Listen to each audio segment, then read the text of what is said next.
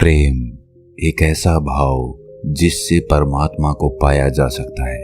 भगवान गौतम बुद्ध ने पूरी दुनिया को प्रेम का संदेश दिया कि प्रेम से आप पूरी दुनिया को जीत सकते हैं। बुद्ध कहते हैं कि प्रेम से घृणा को भी जीता जा सकता है। आप खुद सोचें कि आपका मन सबसे ज्यादा क्या चाहता है और इसका जवाब आपको मिलेगा प्रेम, प्रेम, प्रेम। जी हाँ, दुनिया में चाहे पशु हो, पक्षी हो या कोई भी प्राणी हो, हर प्राणी का मन सिर्फ प्रेम चाहता है। लेकिन हम सभी प्रेम के भाव को समझ ही नहीं पाते और सब अलग दिशा में चलते रहते हैं। अज्ञानता से दिव्य प्रेम वासना और घृणा में बदल जाता है। चलिए दिव्य प्रेम को गौतम बुद्ध की एक कहानी के माध्यम से समझने की कोशिश करते हैं। एक बार बुद्ध के एक शिष्य एक दिन गांव में घूमने के लिए गए हुए थे। घूमते हुए उन्हें बहुत प्यास लग गई। वो एक कुएं के पास गए। वहां पर एक युवती ने उन्हें पानी पिलाने के लिए कहा। पहले तो वो पानी देने के लिए मान गई, लेकिन बाद में उसने घड़ा पीछे कर पानी देने से मना कर दिया। वो बोले, क्या हुआ? युवती बोली, मैं नीची जाति से हूँ। मेरे हाथ का पानी पीने से आपका धर्म भ्रष्ट हो जाएगा। आनंद ने कहा कि आप इसकी चिंता ना करें, मुझे पानी पिलाएं। पानी पिलाना तो पुण्य का काम होता है। हमारे गुरु बुद्ध कहते हैं कि इस धरती पर कोई ऊंच नीच नहीं होती, सब समान होते हैं। ये सुनकर वो युवती बेहद खुश हो गई और उन्हें पानी पिलाया। उसके बाद वो युवती वहां से चली गई। वो रास्ते भर आनंद के बारे में ही सोचती रही। उसे उनकी सोच बहुत पसंद आई। आनंद देखने में भी बहुत सुंदर थे। कोई भी उन पर आसानी से मोहित हो जाता। वो युवती भी आनंद पर मोहित हो गई। वो रोज कुएं के पास उनका इंतजार करती। आनंद रोज उस कुएं के पास से जाते तो वही युवती उन्हें पानी पिलाती। अब तक उसे बस उन्हें जी भर देखने की इच्छा थी, लेकिन अब वो इच्छा बढ़ रही थी। एक दिन आनंद नहीं आए। युवती बहुत परेशान हो गई और उनके बारे में पता करने के लिए बुद्ध के आश्रम में पहुंच गई। जब उसने आश्रम में आनंद को देखा तब उसकी परेशानी दूर हुई। उसने आनंद से कहा कि आज आप घूमने के लिए गांव में नहीं आए? आनंद ने कहा, आज मुझे आश्रम में बहुत काम था। युवती ने कहा, आप जाति का भेदभाव नहीं करते, क्या आप मेरे घर खाने का निमंत्रण स्वीकार करेंगे? आनंद ने कहा, ये तो मैं बुद्ध से पूछकर बताऊंगा। उनकी अनुमति मिल गई तो मैं अवश्य आऊंगा। ये सुनकर युवती खुश हो गई और वहां से चली गई। उसे उस दिन पूरी रात नींद नहीं आई। उसे लगा कि आनंद भी उसे प्रेम करता है, इसीलिए वो उसके घर खाने पर आ रहे हैं। अगले दिन आनंद बुद्ध से अनुमति लेकर उस युवती के घर गए। युवती ने उनके लिए अलग अलग तरह के पकवान बनाए थे। उन्होंने उसे बड़े प्रेम से ग्रहण किया। उसके बाद युवती ने आनंद से कहा, अगर आप ऊंची नीची जाति का भेदभाव नहीं करते हैं तो क्या मैं आपसे अपने मन की बात कर सकती हूँ? आनंद ने कहा, हाँ जरूर बोलो। युवती ने कहा, मैं आपसे प्रेम करने लगी हूँ, आपसे शादी करना चाहती हूँ। क्या आप मुझसे शादी करेंगे? आनंद ने ये सुनकर कहा कि प्रेम करना कोई गलत बात नहीं है। प्रेम तो हर किसी को करना चाहिए, लेकिन मैं आपसे विवाह नहीं कर सकता। मैं एक सन्यासी हूँ। मेरे जीवन का लक्ष्य विवाह करना नहीं है। मैं केवल बुद्ध की सेवा करना चाहता हूँ। युवती ने कहा, मैं आपको बुद्ध की सेवा करने से नहीं रोकूंगी, बल्कि आपके साथ मैं भी उनकी सेवा करूंगी। आनंद ने कहा, जो तुम सोच रही हो वो नहीं हो सकता है। और ये कहकर वो वहां से उठकर चले गए। अब वही प्रेम युवती के लिए पीड़ा का कारण बन गया। वो हर कीमत पर आनंद को पाना चाहती थी। जब ये बात युवती की माँ को पता चली तो उसने एक उपाय सोचा। उसने अपनी बेटी से कहा, तुम अपनी माँ पर भरोसा रखो, आनंद तुम्हारा ही होगा। तुम उसे फिर से खाने पर बुलाओ। मैं उसके खाने में बेहोशी की दवा मिला दूंगी, उसके बाद तुम उससे गंधर्व विवाह कर लेना। युवती ने कहा, क्या ये सही रहेगा माँ?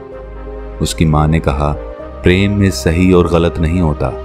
अगले दिन युवती फिर आनंद से मिलने गई और कहा, क्या आप मुझसे नाराज हैं? आनंद ने कहा, नहीं, मैं किसी से नाराज नहीं होता और आपने तो ऐसा कुछ किया भी नहीं कि मैं नाराज हो जाऊं। युवती ने कहा, तो ठीक है, फिर क्या आप दोबारा मेरे घर भोजन करने आएंगे? आनंद ने कहा, मैं बुद्ध से अनुमति लेकर अवश्य आऊंगा। अगले दिन आनंद युवती के यहाँ भोजन पर गए। उसने तरह तरह के भोजन आनंद को परोसे और उसमें एक बेहोशी की दवाई मिला दी। आनंद उसे खाते ही बेहोश हो गए।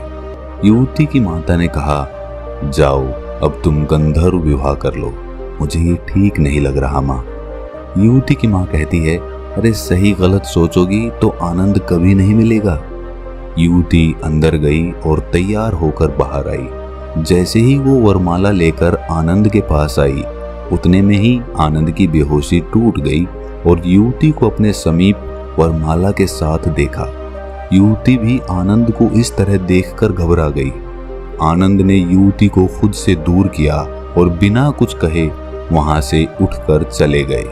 युवती कुछ भी नहीं कह पाई। उसने अपनी माँ से कहा कि आपके कारण मुझसे वो दूर हो गए हैं।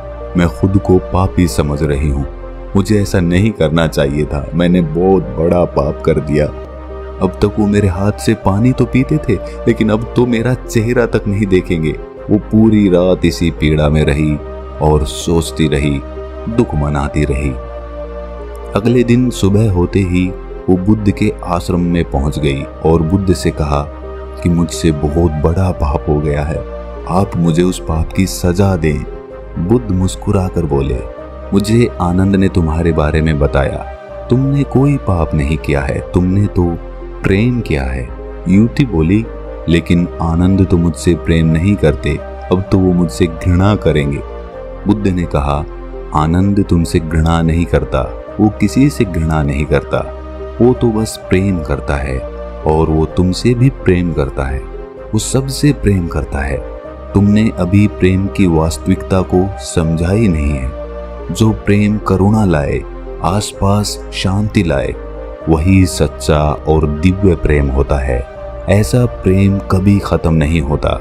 इसके विपरीत जो प्रेम क्रोध, लालच, क्रूरता को लेकर आए, स्वतंत्रता का हनन करे, मन में पीड़ा और अशांति लेकर आए, गलत काम कराए, इसे प्रेम नहीं कहते, उसे वासना कहते हैं। आनंद में आज भी शांति है, वो आज भी आनंदित है। वो तुमसे मिलकर पहले जितना खुश था, आज भी उतना ही खुश है। वो तुमसे जितना प्रेम करता था, आज भी उतना ही करता है। उसके मन में कोई पीड़ा नहीं है, वो किसी पाप भाव से ग्रसित भी नहीं है। उसका प्रेम वास्तविक है। इसके विपरीत तुम खुद को देखो, जिसे तुम प्रेम कह रही हो, क्या तुम्हें सच में लगता है कि वो वास्तविक प्रेम है? क्या तुम आनंदित हो? क्या तुम्हारे मन में शांति है? क्या तुम्हारे प्रेम ने तुमसे कोई गलत काम नहीं कराया? पहले तुम कितनी खुश थी, आज देखो तुम कितनी पीड़ा में हो। तब तुम कैसे कह सकती हो कि तुम प्रेम करती हो? वो युवती गौतम बुद्ध के चरणों में गिरकर बोली, मुझे क्षमा कर दें, आप सही कहते हैं, मैं प्रेम को समझ ही नहीं पाई। आप मुझे भी अपने संग में शामिल कर लें, मैं भी वास्तविक प्रेम को जानना चाहती हूँ। दोस्तों, हम सभी प्रेम करते हैं। माता पिता, भाई बहन, पति पत्नी, दोस्त, प्रेमी प्रेमिका, सभी को प्रेम चाहिए। लेकिन क्या हम जिस प्रेम के पीछे भागते हैं उसे समझते भी हैं? वास्तव में जिसे हम प्रेम समझ बैठे हैं वो वासना के अलावा कुछ भी नहीं है। अगर आपका प्रेम आपको स्वार्थ की तरफ धकेल रहा है तो आप समझ जाना कि आप प्रेम नहीं करते। ये आपका कोई निजी स्वार्थ है जिसके कारण आप प्रेम का ढोंग कर रहे हैं। वास्तविक प्रेम लेना नहीं, देना सिखाता है और उसे देने में हमें हमेशा सकारात्मक ऊर्जा का अनुभव होगा। कहते हैं एक माँ अपने बच्चे से निस्वार्थ प्रेम करती है। वो अपने बच्चों के लिए सब सुख दुख हंसते हुए जीवन निकाल देती है, लेकिन उन्हें तकलीफ नहीं होने देती। लेकिन वही माँ क्या दूसरे के बच्चों को भी वही प्रेम दे सकती है? अगर हाँ, तो वही वास्तविक निस्वार्थ प्रेम है, और अगर नहीं तो वो लालच से जुड़ा हुआ है। उसे वास्तविक प्रेम नहीं कहा जा सकता। दिव्य प्रेम हर प्राणी के लिए, हर इंसान के लिए, हर जानवर के लिए, पेड़ पौधों के लिए बराबर होता है। वो किसी में कोई फर्क नहीं करता। और जो हमारा प्रेम होता है, जो वासना से परिपूर्ण होता है, वो प्राणियों में तो क्या, लोगों में भी भेद कर देता है। जैसे मैं उससे ज्यादा प्रेम करता हूँ, इससे कम प्रेम करता हूँ, नहीं, प्रेम तो हर जगह बराबर होता है। तो दिव्य प्रेम की क्या क्या साधनाएं होती हैं, आप मुझसे कमेंट सेक्शन में जरूर पूछें, और उस पर मैं हो सकता है एक अलग से वीडियो भी बनाऊं कि हम दिव्य प्रेम को अपने मन में कैसे जागृत कर सकते हैं। जी हाँ दोस्तों, इसकी भी साधनाएं होती हैं, और साधनाओं के माध्यम से हम दिव्य प्रेम अपने मन में जगा सकते हैं। अगर ये कथा आपको थोड़ी सी भी ज्ञानवर्धक लगी तो इसे अपने सगे संबंधियों, दोस्तों, मित्रों के साथ शेयर जरूर करें, और ऐसी ही कहानियां सुनने के लिए हमारे चैनल को सब्सक्राइब कर लें और नोटिफिकेशन बेल को प्रेस कर दें, ताकि जब भी हम कोई कहानी या कथा डालें तो आपको तुरंत पता चल जाए। तो मिलते हैं अगली कहानी में, तब तक के लिए अपना ख्याल रखें।